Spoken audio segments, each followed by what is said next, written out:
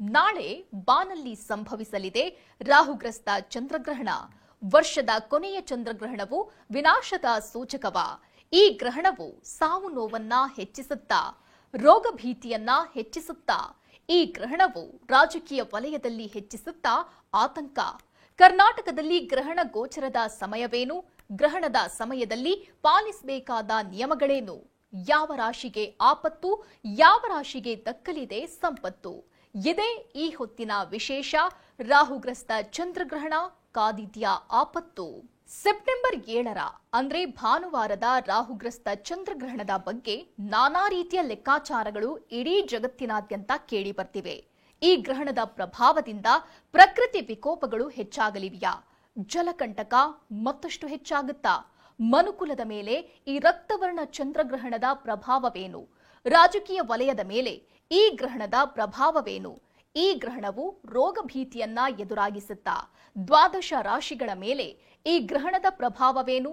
ಪರಿಹಾರಗಳು ಏನೆಂಬ ಸಂಗತಿಯನ್ನ ವಿವರವಾಗಿ ತಿಳಿಸಿಕೊಡೋಕೆ ನಮ್ಮ ಸ್ಟುಡಿಯೋದಲ್ಲಿದ್ದಾರೆ ವಾಸ್ತುಶಾಸ್ತ್ರ, ಜ್ಯೋತಿಷ್ಯ ಶಾಸ್ತ್ರ, ಧರ್ಮಶಾಸ್ತ್ರ ಪಂಡಿತರಾದ ದೈವಜ್ಞ ಡಾಕ್ಟರ್ ಕೆಎನ್ ಸೋಮಯಾಜಿಯವರು. ಗುರುಗಳೇ, ಕಾರ್ಯಕ್ರಮಕ್ಕೆ ಸ್ವಾಗತ. ನಮಸ್ತೆ ಅಮ್ಮ. ಗುರುಗಳೇ, ಈ ವರ್ಷದ 3ನೇ ಗ್ರಹಣ ಜೊತೆಗೆ 2ನೇ ಚಂದ್ರಗ್ರಹಣ, ಅದು ಕೊನೆಯ ಚಂದ್ರಗ್ರಹಣ. ಇದು ಈ ಚಂದ್ರಗ್ರಹಣದ ವಿಶೇಷತೆ ಬಗ್ಗೆ ಹೇಳೋದಾದ್ರೆ? ಶ್ರೀ ಗುರುಭ್ಯೋ ನಮಃ. ಗ್ರಹಣ ಒಂದು ಪ್ರಕೃತಿ ವಿಸ್ಮಯ. ಬಹಳಷ್ಟು ಕಡೆಗಳಲ್ಲಿ ಗ್ರಹಣ ಆಗ್ತಾ ಇರುತ್ತೆ. ನಮ್ಮ ಧಾರ್ಮಿಕ ಆಚರಣೆ ಮಹತ್ವ ಏನಪ್ಪ ಅಂದರೆ, ಯಾವ ಪ್ರಾಂತ್ಯದಲ್ಲಿ ಎಲ್ಲಿ ಅದು ಗೋಚರವಾಗುತ್ತೆ ಆ ರಾಷ್ಟ್ರಕ್ಕೆ, ಆ ರಾಜ್ಯಕ್ಕೆ ಸೀಮಿತವಾದಂಥದ್ದು. ಬರ್ತಾ ಇರತಕ್ಕಂತಹ ಗ್ರಹಣ ಭಾರತದಾದ್ಯಂತ, ಭಾರತವಲ್ಲದೆ ಹಲವು ದೇಶಗಳಿಗೂ ಕೂಡ, ಮುಖ್ಯವಾಗಿ ಭಾರತದಾದ್ಯಂತ ಗೋಚರವಾಗ್ತಕ್ಕಂಥದ್ದಾದ್ದರಿಂದ ಜ್ಯೋತಿಷ್ಯ ಶಾಸ್ತ್ರದಲ್ಲಿ ಮತ್ತು ಧಾರ್ಮಿಕ ಆಚರಣೆಯಲ್ಲಿ ಒಂದಿಷ್ಟು ವಿಶೇಷವಾದ ಮಹತ್ವ. ಇದೊಂದು ಪರ್ವಕಾಲ. ಗ್ರಹಣ ಅಂದರೆ ಹಿಡಿಯೋದು ಅಂತ ಅರ್ಥ. ಇದು ರಾಹುವಿಂದ ಏರ್ಪಡ್ತಕ್ಕಂತಹ ಚಂದ್ರಗ್ರಹಣ. ರಾತ್ರಿ ಹೊತ್ತು ಬರ್ತಕ್ಕಂಥದ್ದೇ ಚಂದ್ರಗ್ರಹಣ. ಸೂರ್ಯಗ್ರಹಣವಾದರೆ ಅದು ಹಗಲೊತ್ತಿರುತ್ತೆ. ಹಾಗೆ ಇದು ಈಗ ಸಂಭವಿಸ್ತಕ್ಕಂಥದ್ದು ಆಗಲೇ ನಾನು ಹೇಳಿದ ಹಾಗೆ ವಿಶ್ವಾವಸುನಾಮ ಸಂವತ್ಸರದ ಭಾದ್ರಪದ ಮಾಸದ ಶುಕ್ಲ ಪಕ್ಷದ ಹುಣ್ಣಿಮೆ ದಿವಸ. ಇಲ್ಲೊಂದು ವಿಶೇಷ ಅಂದರೆ, ಈ ಗ್ರಹಣದ ನಂತರದಲ್ಲಿ ಬರತಕ್ಕಂಥದ್ದು 15 ದಿವಸಗಳ ಕಾಲ ಪಿತೃಪಕ್ಷ. ಯಾವುದೇ ಥರದ ಶುಭ ಕಾರ್ಯಗಳಿಗೂ ಹೇಳದೇ ಇರತಕ್ಕಂಥ ಒಂದು ಪಕ್ಷ. ಅದೆರಡೂ ಕೂಡ ಸೇರಿಕೊಟ್ಟಿದೆ ಇಲ್ಲಿ. ಗ್ರಹಣದ ಆರಂಭ ಕಾಲ, ಮಧ್ಯಕಾಲ ಹಾಗೆ ಮೋಕ್ಷ ಕಾಲದ ಬಗ್ಗೆ ಹೇಳೋದಾದ್ರೆ? ಈ ಗ್ರಹಣದ ಆರಂಭ ಕಾಲ ಅಥವಾ ಸ್ಪರ್ಶಕಾಲ ಅಂತ ನಾವೇನು ಕರಿತೀವಿ ನಮ್ಮ ಪದ್ಧತಿಯಲ್ಲಿ, ಶಾಸ್ತ್ರದಲ್ಲಿ, ಅದು 7ನೇ ತಾರೀಕು ಭಾನುವಾರ 9:57 ಇದು ಸ್ಪರ್ಶವಾಗುತ್ತೆ. ಸಮ್ಮಿಲನ 11 ಗಂಟೆ. ಗ್ರಹಣದ ಮಧ್ಯಕಾಲ ಅಂತ ನಾವೇನು ಕರಿತೀವಿ, ಉತ್ತಂಗ, ಅದು 11:42 ರಾತ್ರಿ. ಉನ್ಮೀಲನ ಅಂದರೆ ಡಿಕ್ಲೈನಿಂಗ್ ಪ್ರಾರಂಭವಾಗ್ತಕ್ಕಂಥದ್ದು 12:23. ಟೆಕ್ನಿಕಲಿ ಅದು 8ನೇ ತಾರೀಕು ಬೆಳಗ್ಗೆ, ಆದರೆ ನಾವು 7ನೇ ತಾರೀಕು ರಾತ್ರಿ ಅಂತಲೇ ಅದನ್ನು ಪರಿಗಣಿಸ್ತೀವಿ.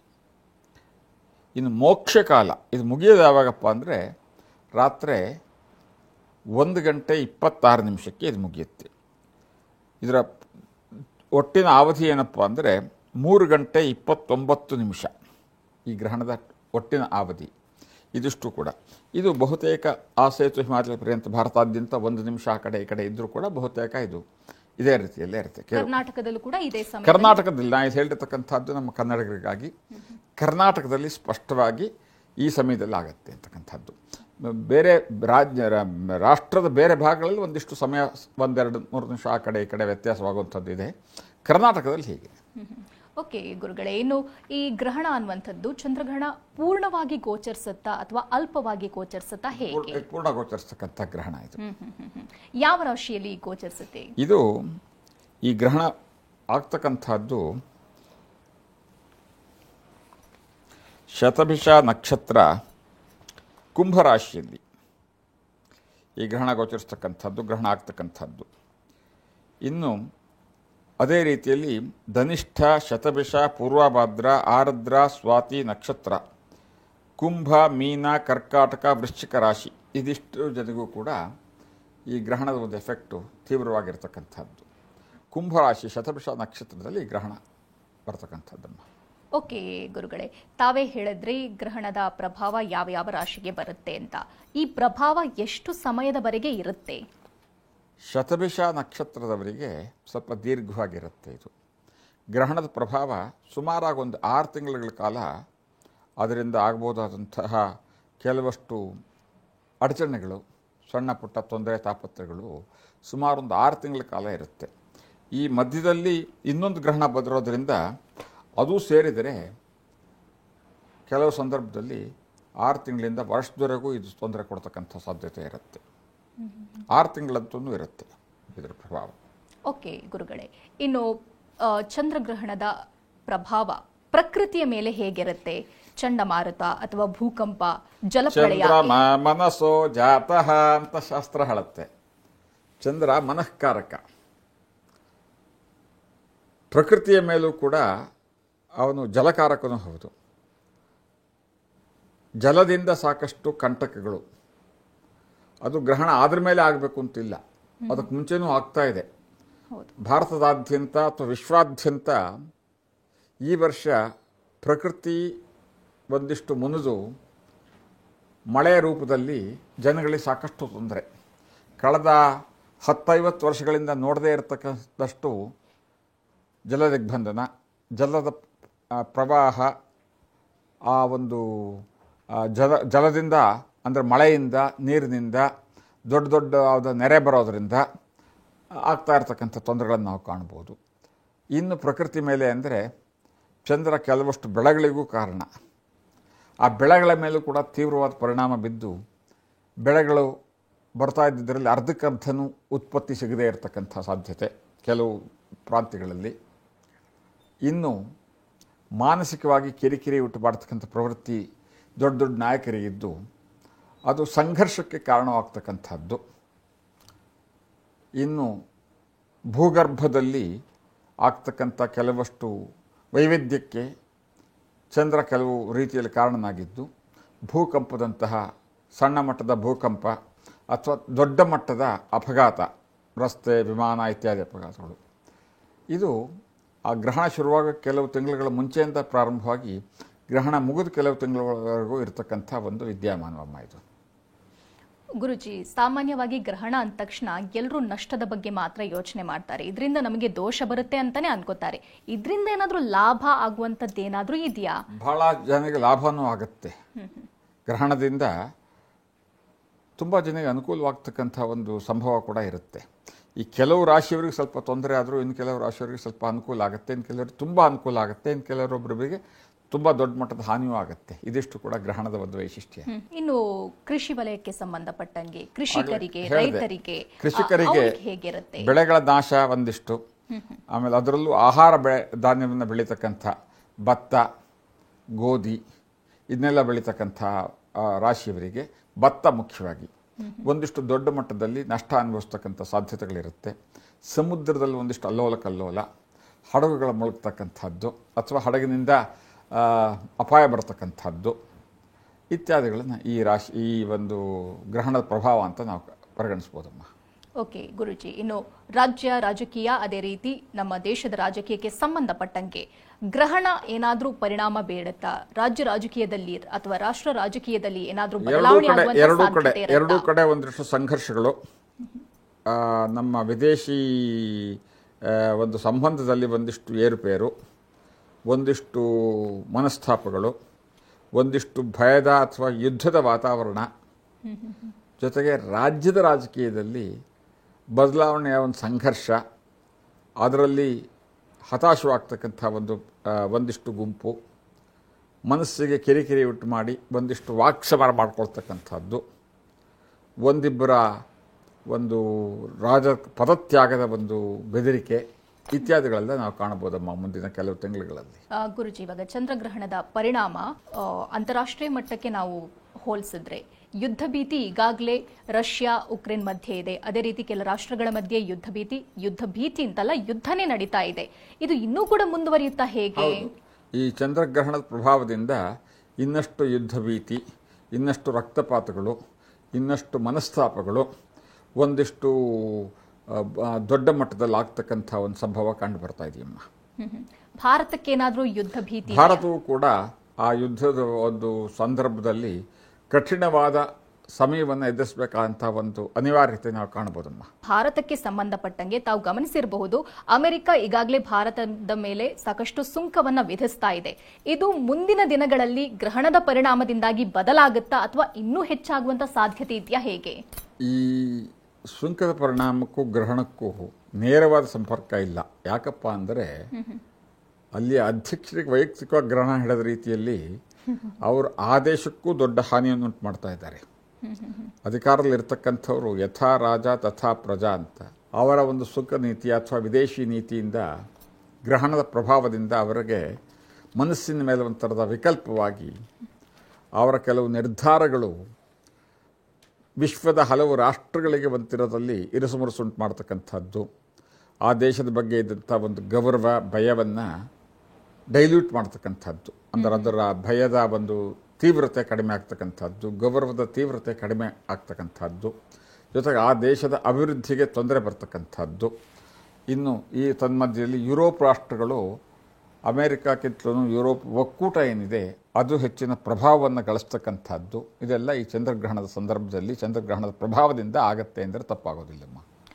ಸ್ಪಷ್ಟವಾಗಿ ಭಾರತ ಕೂಡ ಅದೇ ರೀತಿ ಪ್ರಭಾವಶಾಲಿ ಆಗುವಂತ ಸಾಧ್ಯತೆ. ಭಾರತ ದಿನೇ ದಿನೇ ಅಭಿವೃದ್ಧಿ ಆಗ್ತಾನೆ ಇದೆ. ಮುಂದಿನ ಕೆಲವು ವರ್ಷಗಳಲ್ಲಿ ಯಾವ ರಾಷ್ಟ್ರಕ್ಕೂ ಕಡಿಮೆ ಇಲ್ಲದೆ ಇರೋ ರೀತಿಯಲ್ಲಿ ಬೆಳೀತಕ್ಕಂಥ ಒಂದು ಸೂಚನೆಗಳು ಅದು ಈ ಗ್ರಹಣದಿಂದ ಇನ್ನಷ್ಟು ತೀವ್ರವಾಗುತ್ತೆ, ಅಭಿವೃದ್ಧಿ ಪಥದಲ್ಲಿ ಹೋಗುತ್ತೆ. ಯಾವ ರಾಷ್ಟ್ರದ ಒಂದು ಯಾವ ಥರದ ನೇರ ಬೆದರಿಕೆಗೂ ಕೂಡ, ಪ್ರತ್ಯಕ್ಷ ಪರೋಕ್ಷ ಬೆದರಿಕೆಗಳಿಗೂ ಕೂಡ ತಲೆಬಾಗದೇನೆ ತನ್ನನ್ನು ಉಳಿಸ್ಕೊಳ್ಳೋದಕ್ಕೆ ಸಾಮರ್ಥ್ಯ ಗ್ರಹಣ ಕೊಡುತ್ತೆ. ಕುಂಭರಾಶಿಯಲ್ಲಿ ಆಗ್ತಾ ಇರ್ತಕ್ಕಂಥದ್ದು ಗ್ರಹಣ. ಆದ್ದರಿಂದ ಅಭಿವೃದ್ಧಿ ಚೆನ್ನಾಗಿ ಆಗತ್ತೆ, ಅದೇನು ತೊಂದರೆ.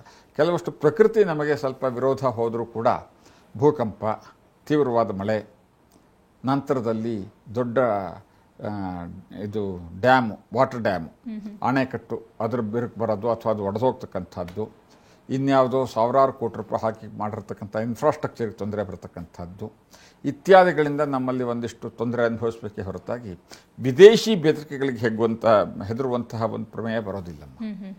ಉನ್ನತ ಹುದ್ದೆಯಲ್ಲಿರುವಂತಹ ರಾಜಕೀಯ ವ್ಯಕ್ತಿಗಳೇನಾದರೂ ಅಂದರೆ ಪದ ತ್ಯಾಗ ಮಾಡುವಂತಹ ಪರಿಸ್ಥಿತಿ ಏನಾದರೂ ಬರುತ್ತಾ, ಹೇಗೆ? ಹೌದು ಹೌದು ಹೌದು ಹೌದು ರಾಜ್ಯದಲ್ಲಿ ಒಂದಿಷ್ಟು ಅಂಥ ಸಂದರ್ಭ ಜಾಸ್ತಿ ಇದೆ.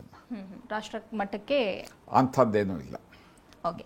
ಇನ್ನು ಈ ಚಂದ್ರಗ್ರಹಣದ ಪರಿಣಾಮ ಜನಸಾಮಾನ್ಯರ ಮೇಲೆ ಹೇಗಿದೆ? ಬೆಲೆ ಹೆಚ್ಚಳ ಜೊತೆಗೆ ವ್ಯಾಪಾರ, ಬೆಲೆ ಹೆಚ್ಚಳ ಅನ್ನೋದು ನಿರಂತರ ಪ್ರಕ್ರಿಯೆ. ಅದು ಯಾವುದಾದ್ರೂ ಒಂದೊಂದು ಬೆಲೆ ರಿಟೈಲ್ನಲ್ಲಿ ಕಡಿಮೆ ಆಗ್ಬಿಟ್ಟು ಜನಗಳು ಅದಕ್ಕೆ ಕಡಿಮೆ ಬೆಲೆ ತಗೊಂಡ್ರು ಅಂತಕ್ಕಂಥದ್ದು ನೋಡ್ಲಿಕ್ಕೆ ಸಿಗೋದು ವಿರಳ.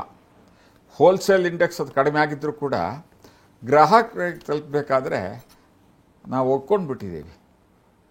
ಪ್ರತಿ ತಿಂಗಳು ಹೋದ ತಿಂಗಳು ಕೊಟ್ಟಿದ್ದಕ್ಕಿಂತ ₹1 ಜಾಸ್ತಿ ಕೊಡುವಂಥ ಒಂದು ಅಭ್ಯಾಸ ಆಗಿಬಿಟ್ಟಿದೆ ಹೊರತು ಕಡಿಮೆ ಅಂಗಡಿಯವನು ಮಾಡಲ್ಲ, ನಾವು ಅದು ಕಡಿಮೆ ಆಗಿಬಿಟ್ರೆ ಇದೇನೋ ಕ್ವಾಲಿಟಿನ ಅನುಮಾನ ಅನ್ನುವಂಥ ಮೈಂಡ್ ಸೆಟ್ ಆಗಿಬಿಟ್ಟಿದೆ. ಹಾಗಾಗಿ ದೊಡ್ಡ ಮಟ್ಟದ ಜನಸಾಮಾನ್ಯರಿಗೆ ಬೆಲೆ ಏರಿಕೆ ಹೊರೆಯ ಅಥವಾ ದೊಡ್ಡ ಮಟ್ಟದ ಅನುಕೂಲವೋ ಎರಡೂ ಇಲ್ಲಪ್ಪ ಇದರಿಂದ. ಕೆಲವೊಂದು ಗ್ರಹಣದ ನಂತರದಲ್ಲಿ ರೋಗ ಭೀತಿ ಹೆಚ್ಚಾಗಿರುತ್ತೆ ಗುರುಜಿ. ಈ ಗ್ರಹಣದಿಂದ ಸಾರ್ವಜನಿಕವಾಗಿ ರೋಗ ಅಂತಕ್ಕಂಥದ್ದೇನು ಕಂಡು ಬರೋದಿಲ್ಲ. ವೈಯಕ್ತಿಕವಾಗಿ ಕೆಲವು ರಾಶಿಯವರಿಗೆ ಸ್ವಲ್ಪ ರೋಗ ಭೀತಿ ಜಾಸ್ತಿ ಕಾಣಿಸುತ್ತಮ್ಮ. ಗ್ರಹಣದ ಸಂದರ್ಭದಲ್ಲಿ ಯಾವೆಲ್ಲ ಆಚರಣೆಗಳನ್ನ ಮಾಡಬೇಕು? ಉಪವಾಸ ಮಾಡಬೇಕಾ? ಆ ಸಂದರ್ಭದಲ್ಲಿ ಎಚ್ಚರದಲ್ಲಿರಬೇಕಾ, ಹೇಗೆ? ಗ್ರಹಣ ಅಂತಕ್ಕಂಥದ್ದು ಒಂದು ಪರ್ವಕಾಲ ಅಂತ ಆಗಲೇ ಹೇಳಿದೆ ನಾನು. ಅದು ಬಹಳ ಒಂದು ಶುಭ ಕಾಲವೂ ಹೌದು ಕೆಲವಷ್ಟು ವ್ಯವಹಾರಕ್ಕೆ. ಧಾರ್ಮಿಕ ಆಚರಣೆ ಪ್ರಾಂತೀಯವಾಗಿ ಒಂದಿಷ್ಟು ಬದಲಾದರೂ ಕೂಡ ಸುಮಾರು ಗ್ರಹಣಕ್ಕೊಂದು 6-7 ಗಂಟೆಗಳ ಕಾಲ ಮುಂಚೆಯಿಂದ ಆಹಾರ ವರ್ಜಿತ, ಅಂದರೆ ಮಧ್ಯಾಹ್ನದ ಊಟ, ಅದು 11-12 ಗಂಟೆವರೆಗೆ. ನಂತರದಲ್ಲಿ ಗ್ರಹಣ ಸ್ಪರ್ಶವಾದಾಗ ಸ್ಪರ್ಶ ಆದ ಕೂಡಲೇ ಸ್ನಾನ ಮಾಡಿ ಅವರವರ ಮನೆಯಲ್ಲಿರ್ತಕ್ಕಂತಹ ದೇವರ ವಿಗ್ರಹ, ಸಾಲಿಗ್ರಾಮ ಇತ್ಯಾದಿಗಳನ್ನು ಶುದ್ಧವಾದ ಗಂಗಾಜಲದಲ್ಲಿ ನೀರಿನಲ್ಲಿ ನೆನೆಸಿಟ್ಟು ಅವರವರಿಗೆ ತಿಳಿದಂತಹ ಒಂದು ಜಪ, ದೇವತಾ ಧ್ಯಾನ, ಪೂಜೆ, ಸ್ತೋತ್ರಪಾಠಾದಿಗಳನ್ನು ಮಾಡಿಕೊಳ್ತಕ್ಕಂಥದ್ದು. ಅವರವರ ಶಕ್ತಿಯಾನುಸಾರ ಗ್ರಹಣಕ್ಕೆ ಸಂಬಂಧಪಟ್ಟ ಹಾಗೆ ದಾನಗಳನ್ನು ಕೊಡ್ತಕ್ಕಂಥದ್ದು. ಬೆಳ್ಳಿ, ರಜತ, ಚಂದ್ರನ ಒಂದು ಲೋಹ, ಆ ಬೆಳ್ಳಿಯ ಒಂದು ವಸ್ತುವನ್ನು, ತಂಡುಲ, ಅಕ್ಕಿಯನ್ನು ದಾನ ಕೊಡ್ತಕ್ಕಂಥದ್ದು, ಉದ್ದನ್ನು ದಾನ ಕೊಡ್ತಕ್ಕಂಥದ್ದು, ಬೇರೆ ಬೇರೆ ರೀತಿಯಾದಂತಹ ಧಾನ್ಯಗಳನ್ನು, ವಸ್ತ್ರವನ್ನು ದಾನ ಕೊಡ್ತಕ್ಕಂಥದ್ದು, ಸಾಕಷ್ಟು ಜಪ ಮಾಡಿಕೊಳ್ತಕ್ಕಂಥದ್ದು. ಇದಿಷ್ಟು ಧಾರ್ಮಿಕ ಆಚರಣೆ. ಆದರೆ ಇನ್ನು ಆ ಗ್ರಹಣ ಕಾಲದಲ್ಲಿ ದೋಷ ಪರಿಹಾರಕ್ಕಾಗಿ ಗ್ರಹಣ ಶಾಂತಿ ಹೋಮ ಮಾಡಿಕೊಳ್ತಕ್ಕಂಥದ್ದು. ಅದೇ ಸಂದರ್ಭದಲ್ಲಿ ಅಥವಾ ನಂತರದಲ್ಲಿ ಮಾಡೋದಾ? ಅದೇ ಸಂದರ್ಭದಲ್ಲಿ ಮಾಡ್ತಕ್ಕಂಥದ್ದು ಜಪ ಸಾಧನೆಗೆ ಬಹಳ ಶ್ರೇಷ್ಠವಾದಂಥ ಸಮಯ. ಇದಲ್ಲದೇ ಸರಿಯಾದಂತಹ ಗುರುಗಳಿಂದ ಕೆಲವಷ್ಟು ಬಹಳ ಪ್ರಭಾವಿ ಮಂತ್ರವನ್ನು ಉಪದೇಶ ಪಡೆದು ಅವರಿಂದ ಆ ಒಂದು ಮಂತ್ರವನ್ನು ಸಿದ್ಧಿ ಮಾಡಿಕೊಳ್ಳೋ ಪ್ರಯತ್ನ, ಇದೆಲ್ಲದೂ ಕೂಡ ಗ್ರಹಣ ಕಾಲದ ಒಂದು ಧಾರ್ಮಿಕ ಆಚರಣೆ ವ್ಯಾಪ್ತಿಗೆ ಬರ್ತಕ್ಕಂಥದ್ದು. ಗ್ರಹಣ ಮುಗಿದ ನಂತರ ಮತ್ತೊಮ್ಮೆ ಸ್ನಾನ ಮಾಡಿ ಆ ದೇವರನ್ನೆಲ್ಲ ಒರೆಸಿ, ಇನ್ನೊಮ್ಮೆ ತೊಳೆದು ಒರೆಸಿ ಯಥಾಸ್ಥಾನದಲ್ಲಿಟ್ಟು ಒಂಚೂರು ದೀಪ ಹಚ್ಚಿಬಿಟ್ಟು ವಿಶ್ರಾಂತಿ. ನಂತರದಲ್ಲಿ ಅವರ ನಾರ್ಮಲ್ ರುಟೀನು. ಗ್ರಹಣಕ್ಕೆ ಸಂಬಂಧಪಟ್ಟಂತಹ ಶಾಂತಿಯನ್ನು ಅನಂತರವೂ ಕೆಲವು ಭಾಗವನ್ನು ಮಾಡ್ತಕ್ಕಂಥ ಪದ್ಧತಿ ಉಂಟು ಕೆಲವು ಭಾಗದಲ್ಲಿ, ಅದನ್ನು ಕೂಡ ಮಾಡ್ತಕ್ಕಂಥದ್ದು. ಇದಿಷ್ಟು ಕೂಡ ಧಾರ್ಮಿಕ ಆಚರಣೆ. ಧಾರ್ಮಿಕವಾಗಿ ಇದಿಷ್ಟನ್ನು ನಾವು ಸಾಧಾರಣವಾಗಿ ಆಚರಣೆಯಲ್ಲಿ ಇಟ್ಕೊಂಡಿರ್ತಕ್ಕಂಥದ್ದಮ್ಮ. ಗುರುಗಳೇ, ಏನು ಚಂದ್ರಗ್ರಹಣವನ್ನು ವೀಕ್ಷಿಸಬಹುದಾ, ಅಂದರೆ ನೋಡಬಹುದಾ? ಇದು ಶುಭನಾ ಅಶುಭನಾ? ಎಲ್ಲ ಗ್ರಹಣಕ್ಕೂ ಕೂಡ ಅಶುಭ ಅಂತಲ್ಲ, ಇದೊಂದು ಪ್ರಕೃತಿಯ ಒಂದು ವಿಸ್ಮಯ. ಗ್ರಹಣ ಅಂತ ಮಾತ್ರ ಅಶುಭ ಅಂತಲ್ಲ. ಅವತ್ತೇನು ಹೇಳ್ತೀವಿ ಅಂದರೆ ಮಂಗಳ ಕಾರ್ಯಗಳು ಬೇಡ. ಒಂದು ಗ್ರಹಣ ಸಮಯದಲ್ಲಿ ಶರೀರವನ್ನು ಆದಷ್ಟು ಹಗುರವಾಗಿಟ್ಕೊಳ್ಳಿ, ಮನಸ್ಸನ್ನು ಆ ಭಗವಂತನ ಚರಣಕಮಲಗಳಲ್ಲಿ ಕೇಂದ್ರೀಕೃತ ಮಾಡಿ ಮನಸ್ಸನ್ನು ಹಗುರವಾಗಿಟ್ಕೊಳ್ಳಿ. ಅಂತ ಯಾಕೆ ಹೇಳ್ತಾ ಇದ್ದೀನಿ ಅಂದರೆ, ಚಂದ್ರಮ ಮನಸ್ಸೋ ಜಾತಃ ಅಂತವಾಗಲೇ ಹೇಳಿದೆ. ಅವನು ಮನಃಕಾರಕ. ಸಣ್ಣ ಪುಟ್ಟದಕ್ಕೂ ಉದ್ವೇಗವಾಗ್ತಕ್ಕಂಥ ಸ್ವಭಾವವನ್ನು ಕೈಬಿಡಿ. ಆ ಸಮಯದಲ್ಲಿ ಭೋಜನಾದಿಗಳು, ದೇಹದಿಂದ ವಿಸರ್ಜನೆಯೂ ನಿಷಿದ್ಧ, ದೇಹಕ್ಕೆ ಆಹಾರವನ್ನು ತಗೊಳ್ತಕ್ಕಂಥದ್ದು ನಿಷಿದ್ಧ. ದೇಹವನ್ನು ನಿಯಂತ್ರಣದಲ್ಲಿಟ್ಕೊಳ್ತಕ್ಕಂಥ ಪ್ರಯತ್ನ ಪಡಿ. ಇನ್ನು ಇದೊಂದು ಅಪರೂಪಕ್ಕೆ ಸಿಗ್ತಕ್ಕಂಥ ಒಂದು ವಿದ್ಯಮಾನ. ಇದು ಒಂದು ಪರ್ವಕಾಲ. ಆಗ ಮಲ್ಕೊಂಡು ನಿದ್ದೆ ಹೊಡೆಯೋದು ಬಿಟ್ಟು ಒಂದಿಷ್ಟು ಆ ಭಗವಂತನ ಧ್ಯಾನ ಮಾಡಿ ಕ್ಷಿಪ್ರಸಿದ್ಧಿ, ಬೇಗ ಅನುಗ್ರಹಕ್ಕೆ ಪ್ರಾಪ್ತಿಯಾಗತ್ತೆ. ಅವನ ಅನುಗ್ರಹ ಮಾಡಿ, ಅವನ ಅನುಗ್ರಹವನ್ನು ಪಡ್ಕೊಳ್ಳುವಂಥ ಪ್ರಯತ್ನ ಪಡಿ ಅಂತಕ್ಕಂಥದ್ದು ನಮ್ಮ ಒಂದು ಸಂಕ್ಷಿಪ್ತವಾದಂತಹ ಸಲಹೆ ಪ್ರೇಕ್ಷಕರಿಗೆಮ್ಮ. ಇನ್ನು ಈ ವರ್ಷದ ಈ ವರ್ಷದ ಒಂದು ಗ್ರಹಣ ಯಾಕಪ್ಪ ಅಷ್ಟು ತೀವ್ರವಾಗಿದೆ ಇದು ಅಂತಂದರೆ, ರಾಹು ತನ್ನ ನಕ್ಷತ್ರದಲ್ಲಿ ಮತ್ತು ಅವನಿಗೆ ಸ್ವರಾಶಿ ಅಂತ ಕರಿತೀವಿ. ಇದು ಕುಂಭರಾಶಿ, ಶನಿವದ್ ರಾಹು ಕುಜವದ್ ಕೇತು ಅಂತ. ರಾಹುಕೇತುಗಳಿಗೆ ಸ್ವಂತ ಮನೆ ಇರೋದಿಲ್ಲ. ಆದಾಗ್ಯೂ ಕೂಡ ಅವನಿಗೆ ಕುಂಭರಾಶಿ ಸ್ವಂತ ರಾಶಿಗೆ ಸಮಾನ. ತನ್ನ ರಾಶಿಯಲ್ಲಿ, ತನ್ನ ನಕ್ಷತ್ರದಲ್ಲಿ ಗ್ರಹಣವನ್ನು ಉಂಟು ಮಾಡ್ತಾ ಇರೋದ್ರಿಂದ ಇದರ ಪ್ರಭಾವ ಬಹಳ ತೀವ್ರವಾಗಿರ್ತಕ್ಕಂಥದ್ದು. ಇದರ ಪರಿಣಾಮವೂ ತೀವ್ರ, ಲಾಭವೂ ತೀವ್ರ. ಒಳ್ಳೆಯದು ಕೆಟ್ಟದೆರಡು ಟೂ ಎಕ್ಸ್ಟ್ರೀಮ್ ಅಂತ ಕರಿತೇವಲ್ಲ, ಹಾಗೆ ಅದಷ್ಟು ಕೂಡ ಗ್ರಹಣದ ಬಗ್ಗೆ ಇರತಕ್ಕಂಥ ಸಂಕ್ಷಿಪ್ತವಾದಂತಹ ಒಂದು ವಿವರಣೆ. ಆದರೆ ಇನ್ನು ಇದನ್ನು ನೋಡಬಾರದು ಅಂತಕ್ಕಂಥದ್ದು ಎಲ್ಲೂ ಹೇಳಿಲ್ಲ ಶಾಸ್ತ್ರದಲ್ಲಿ. ಸೂರ್ಯಗ್ರಹಣ ಆದಾಗ ಅದು ನೋಡೋದ್ರಿಂದ ಅದರ ಒಂದು ವೈಬ್ರೇಷನ್ಸ್ ಏನಿದೆ ಅದು ನಮ್ಮ ಕಣ್ಣಿನ ದೃಷ್ಟಿಗೆ ತೊಂದರೆ ಮಾಡುತ್ತೆ ಅಂತಂದ್ಬಿಟ್ಟು ಹಳೆ ಕಾಲದಲ್ಲೆಲ್ಲ ಅದಕ್ಕೊಂದು ಗ್ಲಾಸಿನ ಒಂದು ವ್ಯವಸ್ಥೆ ಮಾಡಿಕೊಂಡು ಅದ್ರ ಮುಖಾಂತರ ನೋಡೋ ರಿಫ್ಲೆಕ್ಷನನ್ನು. ಇನ್ನೂ ಮುಂಚೆ ಒಂದು ತಟ್ಟೆಯಲ್ಲಿ ಶುದ್ಧವಾದಂತಹ ಹಸುವಿನ ಇದನ್ನು ಸಗಣಿಯನ್ನು ಇಟ್ಟುಕೊಂಡು ಅದನ್ನು ಕದರಿ ಅದರಲ್ಲಿ ಗ್ರಹಣ ನೋಡಿ ಆ ಗ್ರಹಣ ದೇವತೆಗೆ ಒಂದು ನಮಸ್ಕಾರ ಮಾಡಿ ಅನುಗ್ರಹ ತಗೊಳ್ತಾ ಇದ್ರು ಅಂತಕ್ಕಂಥದ್ದು ನಾವು ಕಾಣಬಹುದು. ಇದೀಗ ದ್ವಾದಶ ರಾಶಿಗಳ ಮೇಲೆ ಚಂದ್ರಗ್ರಹಣದ ಪರಿಣಾಮ ಹೇಗಿರುತ್ತೆ ಇದರ ಬಗ್ಗೆ ತಿಳ್ಕೊಳ್ಳೋಣ. ಗುರುಗಳೇ, ಮೊದಲನೇ ರಾಶಿ ಮೇಷರಾಶಿ. ಈ ಗ್ರಹಣ 12 ರಾಶಿಯವರಿಗೂ ಕೂಡ ಒಂದಿಷ್ಟು ಶುಭ ಮತ್ತು ಅಶುಭದ ಫಲವನ್ನು ಉಂಟು ಮಾಡ್ತಕ್ಕಂಥದ್ದಾಗಿದೆ. ರಾಶಿಚಕ್ರದಲ್ಲಿ ಮೊದಲನೇದಾದಂತಹ ಮೇಷರಾಶಿಯವರಿಗೆ ಭಗವಂತನ ಕೃಪೆ ಚೆನ್ನಾಗಿದ್ದು ಶುಭ ಫಲಗಳು ಜಾಸ್ತಿ ಇದೆ. ಈ ಗ್ರಹಣದಿಂದ ಅವರ ರಾಶಿಯಿಂದ ಲಾಭಸ್ಥಾನದಲ್ಲಿ 11ನೇ ಮನೆಯಲ್ಲಿರತಕ್ಕಂತಹ ಸಂಭವಿಸ್ತಕ್ಕಂಥ ಗ್ರಹಣ ಇದು. 12ನೇ ಮನೆಯಲ್ಲಿ ರಾಶಾಧಿಪತಿ ಇದ್ದಾಗ್ಯೂ ಕೂಡ ಅಲ್ಲಿ ಗ್ರಹಣ ಸಂಭವಿಸೋದ್ರಿಂದ ಅನಿರೀಕ್ಷಿತವಾದಂತಹ ಒಂದು ಸ್ಥಾನಮಾನ ಪ್ರಾಪ್ತಿ, ಒಂದಿಷ್ಟು ಸ್ಥಾನಮಾನ ಗೌರವದ ಜೊತೆಗೆ ಹಣಕಾಸಿನಲ್ಲಿ ಒಂದಿಷ್ಟು ಉತ್ತಮವಾದಂತಹ ದಿವಸಗಳನ್ನು ಕಾಣತಕ್ಕಂಥ ಸಾಧ್ಯತೆಗಳು, ಜೊತೆಗೆ ಸ್ಥಿರಾಸ್ತಿಯ ಒಂದು ಖರೀದಿಯ ಒಂದು ಅವಕಾಶ ಈ ಗ್ರಹಣದಿಂದ ಉಂಟಾಗುತ್ತೆ. ಮೇಷರಾಶಿಗೆ ಒಟ್ಟಿಂದಾರೆ ಮೇಲೆ ಶುಭವಲಯ ಜಾಸ್ತಿ ತುಂಬಿರ್ತಕ್ಕಂಥದ್ದು. ಆದಾಗ್ಯೂ ಕೂಡ ಇನ್ನಷ್ಟು ಶುಭಫಲ ಪ್ರಾಪ್ತಿಗಾಗಿ ಗ್ರಹಣ ಸಮಯದಲ್ಲಿ ದೀಪದಾನ, ಒಂದು ಸಣ್ಣದಾದ ಬೆಳ್ಳಿ ದೀಪದಲ್ಲಿ ಬೆಳ್ಳಿ ಬಟ್ಲಿನಲ್ಲಿ ದೀಪ ಹಚ್ಚಿ ದಾನ ಕೊಡೋದ್ರಿಂದ ಅವರ ಮನಸ್ಸಿನ ಆಸೆಗಳು ಇನ್ನಷ್ಟು ಬೇಗ ಪೂರ್ಣಗೊಳ್ಳುತ್ತೆ. ಗುರುಗಳೇ, ವೃಷಭ ರಾಶಿ. ಈ ವೃಷಭ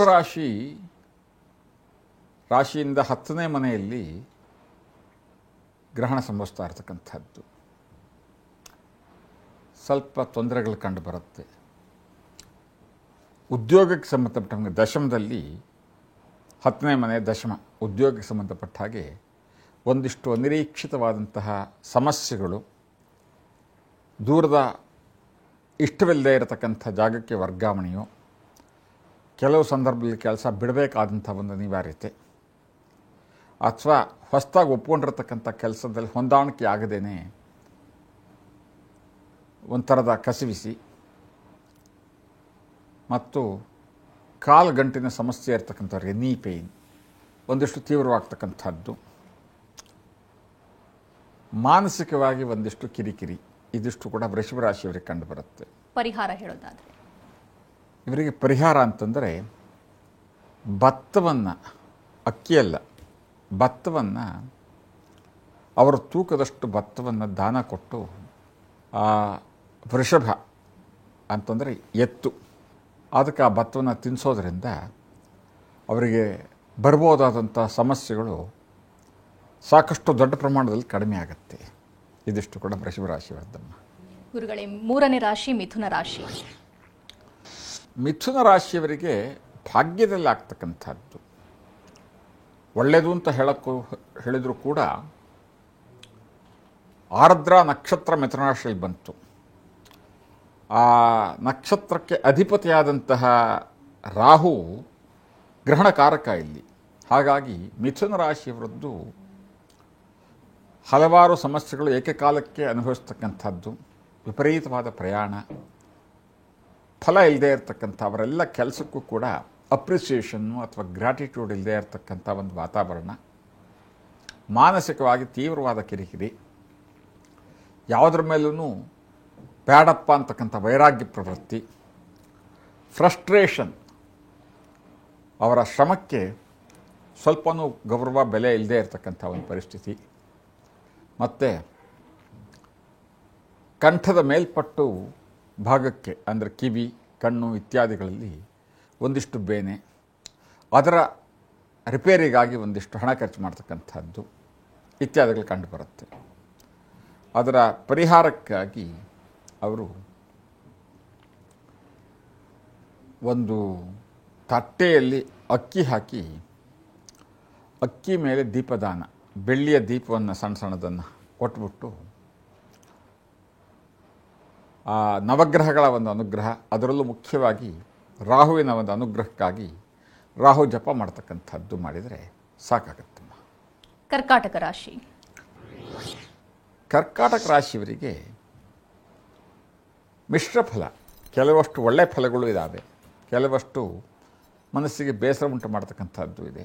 ಹತ್ತಿರದ ನೆಂಟರಿಷ್ಟರಿಂದ ಒಂದಿಷ್ಟು ಕಿರಿಕಿರಿ, ಹಣಕಾಸಿನಲ್ಲಿ ಅನಾವಶ್ಯಕವಾಗಿ ಒಂದಿಷ್ಟು ಖರ್ಚಾಗ್ತಕ್ಕಂಥದ್ದು, ಅಥವಾ ಸಣ್ಣ ಪುಟ್ಟ ಒಂದಿಷ್ಟು ಖರ್ಚು ಅಲ್ಲ, ಕಂಪ್ಲೀಟಾಗಿ ಲಾಸ್ ಆಗ್ತಕ್ಕಂಥದ್ದು. ಅಂದರೆ ಯಾವುದೋ ಡೆಬಿಟ್ ಕಾರ್ಡೋ ಕ್ರೆಡಿಟ್ ಕಾರ್ಡ್ನಲ್ಲೋ ಏನೋ ಒಂದು ವಂಚನೆ ಆಗಿ ಕಳ್ಕೊಳ್ತಕ್ಕಂಥದ್ದು ಒಂದಿಷ್ಟನ್ನು, ಅಥವಾ ಇನ್ನೆಲ್ಲೋ ದುಡ್ಡು ಇಟ್ಟುಬಿಟ್ಟು ಮರೆತು ಬಿಟ್ಟು ಅದನ್ನ ಕಳ್ಕೊಳ್ಳುವಂಥದ್ದು, ಅಥವಾ ಯಾರೋ ಬರಬೇಕಾದವರು ಸಣ್ಣ ಕೈಗಡ 10-20 ಸಾವಿರ ಸಾಲ ತೊಗೊಂಡಿರ್ತಾರೆ ನಿಮ್ಮ ಹತ್ರ, ಕಾಗದ ಪತ್ರ ಏನು ದಾಖಲೆಗಳು ಇರೋದಿಲ್ಲ, ಅವರು ಇಹಲೋಕ ತ್ಯಜಿಸಿ ಆ ದುಡ್ಡು ಹೋಯಿತು ಅಂತ ಆಗ್ತಕ್ಕಂಥದ್ದು ಇತ್ಯಾದಿಗಳು ಕಂಡುಬರುತ್ತೆ. ಇನ್ನು ಮಿಶ್ರ ಫಲ ಅಂತ ಹೇಳಿದೆ. ಒಳ್ಳೆಯ ಫಲ ಏನಪ್ಪ, ಕೌಟುಂಬಿಕ ಜೀವನ ನೆಮ್ಮದಿಯಾಗಿರುತ್ತೆ. ಬಹಳ ದಿವಸಗಳಿಂದ ಇದ್ದಂತಹ ಕೋರ್ಟು ಕಚೇರಿಗೆ ಸಂಬಂಧಪಟ್ಟಂಥ ಕೇಸು ನಿಮಗೆ ಅನುಕೂಲವಾಗ್ತಕ್ಕಂಥ ಸಾಧ್ಯತೆಗಳು ಜಾಸ್ತಿ ಕಂಡುಬರುತ್ತೆ. ಆರೋಗ್ಯದ ಬಗ್ಗೆ ಇದ್ದಂಥ ಕಾಳಜಿ ದೂರವಾಗಿಬಿಟ್ಟು, ಕಾಳಜಿ ಅಲ್ಲ ಭಯ ದೂರವಾಗಿಬಿಟ್ಟು ಒಂದು ನಿಶ್ಚಿತವಾಗುತ್ತೆ. ಅಂದ್ರೇನೋ ಡಯಾಬಿಟಿಕ್ ಅಂತ ಒಂದು ಸಸ್ಪೆಕ್ಟು ಅಥವಾ ಇನ್ನೊಂದೇನೋ ಕಾಯಿಲೆ ಹೆಸರಿಟ್ಬಿಟ್ಟಿರ್ತಾರೆ, ಬಟ್ ಅದು ಆಗಿರೋದಿಲ್ಲ, ಅದು ಸುದ್ದಿ ಬರುತ್ತೆ. ಇಂಥ ಒಳ್ಳೆಯ ಸುದ್ದಿಗಳು. ಹಾಗಾಗಿ ಇಂಥ ಇವರ ಪರಿಹಾರ ಏನಪ್ಪ ಅಂದರೆ ಅಶ್ವತ್ಥ ಪ್ರದಕ್ಷಿಣೆ ಮತ್ತು ಹಸುವಿಗೆ ಒಂದಿಷ್ಟು ಆಹಾರ ಕೊಡ್ತಕ್ಕಂಥದ್ದು, ಇದಿಷ್ಟು ಕೂಡ ಸರಿಯಾದಂಥ ಕ್ರಮವಮ್ಮ. ಸಿಂಹರಾಶಿ ಗುರೂಜಿ. ಸಿಂಹರಾಶಿಯವರಿಗೆ ಈ ಗ್ರಹಣ ಒಂದಿಷ್ಟು ಸಮಸ್ಯೆಯನ್ನು ತಂದಿಡ್ತಕ್ಕಂಥದ್ದು. ಅದರಲ್ಲೂ ಕೂಡ ಪೊಲೀಸ್ ಇಲಾಖೆಯಲ್ಲಿ ಕೆಲಸ ಮಾಡ್ತಕ್ಕಂಥವ್ರು, ರಕ್ಷಣಾ ಇಲಾಖೆಯಲ್ಲಿ ಕೆಲಸ ಮಾಡ್ತಕ್ಕಂಥವ್ರು ಮತ್ತು ಕೃಷಿಕರಿಗೆ ಸಮಸ್ಯೆಗಳು ಜಾಸ್ತಿ ಇದೆ. ಆರೋಗ್ಯ, ವ್ಯವಹಾರ, ಹಣಕಾಸು ಮತ್ತು ರಾಜಕೀಯ, ಈ 4 ಕ್ಷೇತ್ರದಲ್ಲೂ ಇದೊಂದಿಷ್ಟು ಸಮಸ್ಯೆಗಳನ್ನು ತಂದೊಡ್ತಕ್ಕಂಥದ್ದಾಗಿರುತ್ತೆ. ಇದಕ್ಕೆ ಪರಿಹಾರವೇನಪ್ಪ ಅಂತಂದರೆ ಹಾಲನ್ನು ದಾನ ಕೊಡ್ತಕ್ಕಂಥದ್ದು, ಕ್ಷೀರದಾನ ಅಂತ ಕರಿತೀವಿ. ಹಾಲನ್ನು ದಾನ ಕೊಟ್ಟು ಹಾಲು ಕೊಡ್ತಕ್ಕಂಥ ಹಸುವಿಗೆ ಹಸಿ ಹುಲ್ಲನ್ನು ತಿನ್ನಿಸ್ತಕ್ಕಂಥದ್ದು, ಹಸಿರು ಹುಲ್ಲನ್ನು ತಿನ್ನಿಸ್ತಕ್ಕಂಥದ್ದು. ಈ ರಾಶಿಯವರಿಗೆ ಆರೋಗ್ಯ ಹೇಗಿರುತ್ತೆ ಗುರೂಜಿ? ಆರೋಗ್ಯ ಸಾಧಾರಣವಾಗಿರುತ್ತೆ. ಮಾನಸಿಕವಾಗಿ ಒಂದಿಷ್ಟು ತಳಮಳ, ಕೋಪ, ಉದ್ವೇಗ ಇವೆಲ್ಲ ಕಾಣ್ಬೋದು, ಇದಿಷ್ಟು ಇರುತ್ತೆ. ಕನ್ಯಾ ರಾಶಿ ಗುರೂಜಿ. ಕನ್ಯಾ ರಾಶಿ, ಈ ರಾಶಿಯಿಂದ 6ನೇ ಮನೆಯಲ್ಲಿ ಗ್ರಹಣ ಸಂಭವಿಸೋದ್ರಿಂದ ಶುಭ ಫಲ ಜಾಸ್ತಿ ತುಂಬಿದೆ, ಶುಭ ಫಲೇ ತುಂಬಿದೆ. ಅಂಥ ದೊಡ್ಡ ಮಟ್ಟದ ಕೆಟ್ಟದ್ದು ಅಂತಕ್ಕಂಥದ್ದೇನೂ ಕಂಡುಬರೋದಿಲ್ಲ. ಒಳ್ಳೆಯ ಯೋಗದಿಂದ ಇರುತ್ತೆ. ತಮ್ಮ ಮನಸ್ಸಿನ ಯೋಚನೆಗಳಿಗೆಲ್ಲ ಒಂದು ಕಾರ್ಯರೂಪಕ್ಕೆ ಬರೋದಕ್ಕೆ, ತಮ್ಮ ಕನಸನ್ನು ಒಂದಿಷ್ಟು ನನಸು ಮಾಡಿಕೊಳ್ಳತಕ್ಕಂಥ ಪ್ರಯತ್ನ, ಅನಿರೀಕ್ಷಿತವಾದ ಈ ವಿದೇಶ ಪ್ರವಾಸ, ಸರ್ಕಾರದಿಂದ ಅಥವಾ ಸಂಘ ಸಂಸ್ಥೆಗಳಿಂದ ಒಂದು ಮಾನ್ಯತೆ, ಗೌರವ, ಇದಿಷ್ಟು ಕೂಡ ಕನ್ಯಾ ರಾಶಿಗೆ ಕಾಣಿಸುತ್ತಮ್ಮ. ಪರಿಹಾರ ಬಿಳೆ ಬಟ್ಟೆಯನ್ನು ದಾನ ಮಾಡ್ತಕ್ಕಂಥದ್ದು ಮತ್ತು ದೇವಿಯ ದರ್ಶನ, ಸ್ತ್ರೀ ದೇವತಾ ದೇವಿಯ ದರ್ಶನವನ್ನು ಮಾಡ್ತಕ್ಕಂಥದ್ದು ಇವರಿಗೆ ಇನ್ನಷ್ಟು ಶುಭ ಫಲವನ್ನು ಕೊಡುತ್ತಮ್ಮ. ಆರೋಗ್ಯದಲ್ಲಿ ಏನೂ ಸಮಸ್ಯೆ ಬರೋದಿಲ್ಲ ಈ ರಾಶಿಯವರಿಗೆ. ತುಲಾ ರಾಶಿ ಗುರೂಜಿ. ತುಲಾ ರಾಶಿಯವರಿಗೆ ಮಿಶ್ರ ಫಲವೇ ಆಗಿದೆ. ಆರೋಗ್ಯದಲ್ಲಿ ಉದರ ಬೇನೆ, ಹೊಟ್ಟೆಯಲ್ಲಿ ಸಂಬಂಧಪಟ್ಟಾಗ ಒಂದಿಷ್ಟು ಸಮಸ್ಯೆಗಳು ಸಣ್ಣ ಪುಟ್ಟದು, ಮತ್ತು ಮನೆಯಲ್ಲಿ ಸಣ್ಣ ಸಣ್ಣ ಕಿರಿಪಿರಿ, ಮಕ್ಕಳೊಂದಿಗೆ ವಾಗ್ವಾದ ಅಥವಾ ಹೆಂಡತಿ ಬಂದಿಗೆ ವಾಗ್ವಾದ ಅಥವಾ ತಂತಾಯಿಗಳೊಂದಿಗೆ ವಾಗ್ವಾದ. ಇನ್ನು ಸುದ್ದಿ ಮಾಧ್ಯಮದಲ್ಲಿ ಕೆಲಸ ಮಾಡತಕ್ಕಂತಹ ತುಲಾರಾಶಿಯವರಿಗೆ ಅವ್ರು ಕೊಡ್ತಕ್ಕಂಥ ಸುದ್ದಿ ಏನೋ ಒಂದಿಷ್ಟು ವಿವಾದಕ್ಕೀಡಾಗಿ ಎರಡೂ ಕಡೆಯಲ್ಲೂ, ಅಂದರೆ ಅವರು ಸಹೋದ್ಯೋಗಿಗಳ ಜೊತೆಗೆ ಅಥವಾ ಕಚೇರಿಯಲ್ಲಿ ಮತ್ತು ಸುದ್ದಿ ಯಾರು ಕಾರಣರಾಗಿರ್ತಾರೆ ಎರಡೂ ಕಡೆಯಲ್ಲೂ ಒಂದಿಷ್ಟು ಇವ್ರ ಬಗ್ಗೆ ಅಸಮಾಧಾನವನ್ನು ಹೊರಹಾಕ್ತಕ್ಕಂಥದ್ದು, ಆ ಒಂದಿಷ್ಟು ಕಾಂಟ್ರವರ್ಸಿ ಇತ್ಯಾದಿಗಳು ಕಂಡುಬರುತ್ತೆ. ಅದರ ಹೊರತಾಗಿ ದೊಡ್ಡ ಮಟ್ಟದ ತೊಂದರೆ ಅಂತ ಏನು ಹೇಳೋಕ್ಕಾಗೋದಿಲ್ಲ. ಇದಕ್ಕೆ ಪರಿಹಾರವಾಗಿ ಏನಪ್ಪ ಏನು ಮಾಡ್ಬೋದು ಅವರು? ನವಗ್ರಹ ಧಾನ್ಯವನ್ನು ನವಧಾನ್ಯ ಅಂತ ಕರಿತೀವಿ. ಎಲ್ಲದೂ ಒಂದೊಂದು ಕೆ ಜಿ ಆಯಾ ಬಣ್ಣದ ಬಟ್ಟೆಯಲ್ಲಿ ಕಟ್ಟಿ ಅದರಲ್ಲಿ ₹1 ಕಾಯಿನ್ ಹಾಕಿ ಆಯಾ ಗ್ರಹಕ್ಕೆ ಹೇಳಿದಂಥ ಬಣ್ಣದ ಬಟ್ಟೆಯಲ್ಲಿ ಅದನ್ನು ಕಟ್ಟಿ ಗ್ರಹಣ ಸಮಯದಲ್ಲೇ ಹೋಗಿ ದಾನ ಕೊಡೋದ್ರಿಂದ ಬಹಳ ಒಳ್ಳೆಯದಾಗತ್ತೆ. ಆರೋಗ್ಯದಲ್ಲಿ ಏನಾದರೂ ಆರೋಗ್ಯದಲ್ಲಿ ಅಂಥ ಸಮಸ್ಯೆ ಏನೂ ಇರೋದಿಲ್ಲ. ಓಕೆ ಗುರುಜಿ. ವೃಶ್ಚಿಕ ರಾಶಿ. ವೃಶ್ಚಿಕ ರಾಶಿಯಲ್ಲಿ ಅರ್ಧಾಷ್ಟಮ 4ನೇ ಮನೆಯಲ್ಲಿ ಆಗ್ತಕ್ಕಂಥ ಗ್ರಹಣ ಇದಾಗಿದ್ದು ತೀವ್ರವಾದಂತಹ ಒಂದು ವಾಹನ ಅಪಘಾತ ಸಮಸ್ಯೆಗಳು, ಆರೋಗ್ಯದ ಮೇಲೆ ತೀವ್ರವಾದ ಪರಿಣಾಮ, ಮನೆಯಲ್ಲಿ ಮನಸ್ತಾಪ, ಹಣಕಾಸಿನ ಒಂದು ಒತ್ತಡ, ಬರ್ತಕ್ಕಂಥ ಹಣ ಎಲ್ಲ ಖರ್ಚಾಗಿ ಹೋಗ್ತಕ್ಕಂಥದ್ದು. ಎಷ್ಟು ಬಂದರೂ ಕೂಡ ₹1,00,000 ಜೋಬಿಗಿಟ್ರೂ ಸಾಯಂಕಾಲದ ಹೊತ್ತಿಗೆ ಖಾಲಿ ಇತ್ಯಾದಿಗಳನ್ನು ಕಾಣ್ಬೋದು ಅವರು. ಆರೋಗ್ಯದ ಮೇಲೆ ಮಾನಸಿಕ ದೈಹಿಕ ಆರೋಗ್ಯದಲ್ಲಿ ವ್ಯತ್ಯಾಸ. ಇದರ ಪರಿಹಾರ ಹರಳೆಣ್ಣೆಯನ್ನು ಈ ವೃಷಭ ಅಂತಂದರೆ ಎತ್ತು, ಹೋರಿ ಅಂತ ಕರಿತೀವಿ, ಅದರ ತಲೆಗೆ ಹರಳೆಣ್ಣೆಯನ್ನು ಹಚ್ಚಿ 4 ಪಾದಗಳ ಗಂಟಿಗೂ ಕೂಡ ಹರಳೆಣ್ಣೆ ಹಚ್ಚಿ ಮಸಾಜ್ ಮಾಡಿ ಪ್ರದಕ್ಷಿಣೆ ಬಂದು ಅದಕ್ಕೆ ನೆನೆಸಿರೋ ಹುರುಳಿಯನ್ನು ಒಂದಿಷ್ಟನ್ನು ತಿನ್ನಕ್ಕೆ ಕೊಟ್ಟು ನಮಸ್ಕಾರ ಮಾಡ್ತಕ್ಕಂಥದ್ದು. ಈ ಸಮಸ್ಯೆಯಿಂದ ಅವರು ದೂರವಾಗ್ತಾರೆ. ಧನಸ್ಸು ರಾಶಿ ಗುರುಗಳು. ಧನುರ್ ರಾಶಿಯವರಿಗೆ ಸ್ವಲ್ಪ ಶುಭ ಫಲ ಇದೆ. ಆರೋಗ್ಯದಲ್ಲಿ ಒಂದಿಷ್ಟು ವ್ಯತ್ಯಾಸ ಕಂಡರೂ ಕೂಡ ಗೌರವಕ್ಕೆ, ಆತ್ಮತೃಪ್ತಿಗೆ ಹೆಚ್ಚಿನ ಒತ್ತು ಸಿಗ್ತಕ್ಕಂಥ ಒಂದು ವ್ಯವಸ್ಥೆ. ಸರ್ಕಾರಿ ಅಧಿಕಾರಿಗಳಾಗಿದ್ದಲ್ಲಿ ಹೆಚ್ಚಿನ ಗೌರವಯುತ ಜವಾಬ್ದಾರಿ, ಸಾರ್ವಜನಿಕರಿಂದ ಒಂದು ಮನ್ನಣೆ, ಗೌರವ ಪ್ರಾಪ್ತಿ. ಆರೋಗ್ಯದಲ್ಲಿ ಅಂಥ ದೊಡ್ಡ ಸಮಸ್ಯೆಗಳೇನೂ ಇರೋದಿಲ್ಲ. ಸಂಗಾತಿಯೊಂದಿಗೆ ಸ್ವಲ್ಪ ಕಿರಿಕಿರಿ ಆಗ್ತಕ್ಕಂಥ ಸಂಭವ. ಅದರ ಹೊರತಾಗಿ ಬೇರೆ ಎಲ್ಲ ರೀತಿಯಲ್ಲೂ ಕೂಡ ಚೆನ್ನಾಗಿ ನಡ್ಕೊಂಡು ಹೋಗ್ತಕ್ಕಂಥ ಒಂದು ಸಂದರ್ಭ ಇದಾಗಿದೆಯಮ್ಮ. ಇವರ ಪರಿಹಾರಕ್ಕಾಗಿ ಇವರು ಬಿಳಿ ಬಟ್ಟೆ ದಾನ ಕೊಡ್ತಕ್ಕಂಥದ್ದು ಇನ್ನಷ್ಟು ಶ್ರೇಯಸ್ಸುಂಟು ಮಾಡುತ್ತೆ. ಓಕೆ ಗುರುಜಿ. ಮಕರ ರಾಶಿ. ಮಕರ ರಾಶಿಯವರಿಗೆ ಮಕರ ಮತ್ತು ಕುಂಭ ರಾಶ್ಯಾಧಿಪತಿ ಒಬ್ಬನೇ. ಕುಂಭರಾಶಿಯವರಿಗೆ ಹೇಗೆ ಅನಿಷ್ಟವೋ ಮಕರ ರಾಶಿಯವರಿಗೂ ಕೂಡ ತೀವ್ರವಾದ ಅನಿಷ್ಟವೇ. ಆದರೆ ಕುಂಭರಾಶಿ ಅಷ್ಟಲ್ಲ. ವ್ಯಾಜ್ಯಗಳು, ಅನ್ನೆಸರಿ ಕಾಂಟ್ರವರ್ಸಿ ಮಾಡ್ಕೊಳ್ತಕ್ಕಂಥದ್ದು, ವಿವಾದಾತ್ಮಕ ಹೇಳಿಕೆ, ವಿವಾದಾತ್ಮಕವಾದಂಥ ನಡವಳಿಕೆ. ಅವರು ಒಳ್ಳೆಯ ಉದ್ದೇಶದಿಂದ ಏನೋ ಮಾಡಿದರು ಅಥವಾ ಯಾವುದೋ ಒಂದು ಓಗದಲ್ಲಿ ಏನೋ ಒಂದು ಮಾತಾಡಿದರೂ ಕೂಡ ಅದರಿಂದ ತೀವ್ರತರವಾದಂಥ ಒಂದು ಮಾನಸಿಕವಾಗಿ ಆಘಾತ ಉಂಟು ಮಾಡ್ತಕ್ಕಂಥ ಒಂದು ರಿಯಾಕ್ಷನ್ನು, ಅವ್ರ ಮೇಲೆ ಬೇರೆಯವರು ಅನುಮಾನ ಪಡ್ತಕ್ಕಂಥದ್ದು. ಹೆಂಗಸಾಗಿದ್ದಲ್ಲಿ ಗಂಡ ಅವಳ ಮೇಲೆ ಅನುಮಾನ, ಗಂಡನಾಗಿದ್ದರೆ ಹೆಂಡತಿ ಅವಳ ಮೇಲೆ ಅನುಮಾನ, ಅಥವಾ ಸಹೋದ್ಯೋಗಿಗಳಿಗೆ ಅವ್ರ ಮೇಲೆ ಒಂದು ಅನುಮಾನ. ಯಾವುದೋ ಒಂದು ಕೆಲಸ ಯಾರೋ ಮಾಡಿರ್ತಾರೆ, ಅದು ಇವನು ಮಾಡಿರ್ಬೋದು, ಇವಳು ಮಾಡಿರ್ಬೋದು ಅಂತ ನಾವು ಒಂದು ಅನುಮಾನ, ಆಪಾದನೆಗಳು ಇತ್ಯಾದಿಗಳು ಕಂಡುಬರುತ್ತೆ. ಇದರೆಲ್ಲರ ಪರಿಹಾರಕ್ಕೆ ಎಳ್ಳೆಣ್ಣೆ, ಕುಂಬಳಕಾಯಿ ಇದೆರಡನ್ನು ದಾನ ಕೊಡೋದ್ರಿಂದ ಪರಿಹಾರವಾಗುತ್ತೆ. ಓಕೆ ಗುರುಜಿ. ಕುಂಭರಾಶಿ.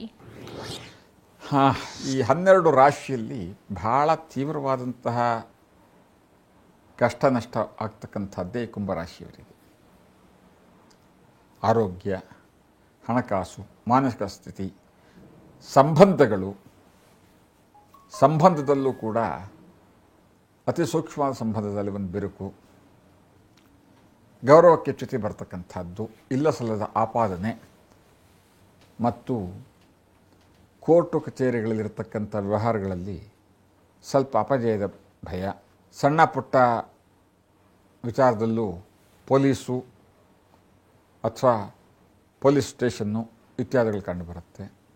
ಸಮಾಜಘಾತಕ ಶಕ್ತಿಗಳಿಂದ ಒಂದಿಷ್ಟು ಬೆದರಿಕೆ,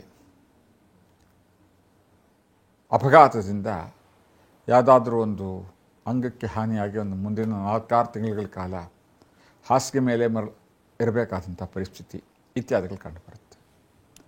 ಕುಂಭರಾಶಿಯವರು ಬಹಳ ಎಚ್ಚರಿಕೆಯಿಂದ ಇದ್ದು, ಪರಿಹಾರವೇನಪ್ಪ, ಅವತ್ತು ಬೆಳಗ್ಗೆ ಸೂರ್ಯೋದಯದಿಂದ ಮಾರನೇ ದಿವಸ ಸೂರ್ಯೋದಯವರೆಗೂ ಉಪವಾಸ ಇದ್ದು ಆ ಭಗವಂತನ ಸ್ಮರಣೆ ಮಾಡಿಕೊಂಡು ಒಂದು ಬೂದು ಕುಂಬಳಕಾಯಿಯಲ್ಲಿ 2 ಭಾಗವನ್ನು ಮಾಡಿ, ಒಂದು ಭಾಗದಲ್ಲಿ ತುಪ್ಪ, ಇನ್ನೊಂದು ಭಾಗದಲ್ಲಿ ಎಣ್ಣೆ ಹಾಕಿಬಿಟ್ಟು ಅದರ ಒಳಗಡೆ ಇರೋ ತಿರುಳನ್ನೆಲ್ಲ ತೆಗೆದು ನಿರಂತರವಾಗಿ 24 ಗಂಟೆ ಹೋಗದೇ ಇರೋ ಥರ ದೀಪ ಉರಿಸ್ಕೊಂಡಿದ್ದು, 5 ಥರದ ಭೂಮಿ ಒಳಗಡೆ ಬೆಳೆದಂತಹದ್ದು ಗೆಡ್ಡೆ ಗೆಣಸುಗಳು, 5 ಥರದ ಭೂಮಿ ಮೇಲೆ ಬೆಳೆದಂತಹ ತರಕಾರಿಗಳು ಮತ್ತು 5 ಥರದ ಸೊಪ್ಪು, 5 ಥರದ ಧಾನ್ಯ, 5 ಥರದ ಹಣ್ಣುಗಳು, ಇದನ್ನು ದಾನ ಕೊಟ್ಟು ತಣ್ಣೀರು ಸ್ನಾನ, ಮಾರನೇ ದಿವಸ ಸೂರ್ಯ ಉದಯ ಆದ ಮೇಲೆ ತಣ್ಣೀರು ಸ್ನಾನ ಮಾಡಿ ಆ ನವಗ್ರಹ ದೇವತಾ ದರ್ಶನವನ್ನು ಮಾಡಿ ಪ್ರಾರ್ಥನೆ ಮಾಡೋದರಿಂದ ಅವರಿಗಿರತಕ್ಕಂಥ ಸಮಸ್ಯೆಗಳು 90 ಭಾಗ ಕಡಿಮೆ ಆಗುತ್ತಿರ್ತಕ್ಕಂಥದ್ದು ಸ್ಪಷ್ಟವಾದಂತಹ ನಿಲುವು. ಗುರುಜಿ, ಕೊನೆಯ ರಾಶಿ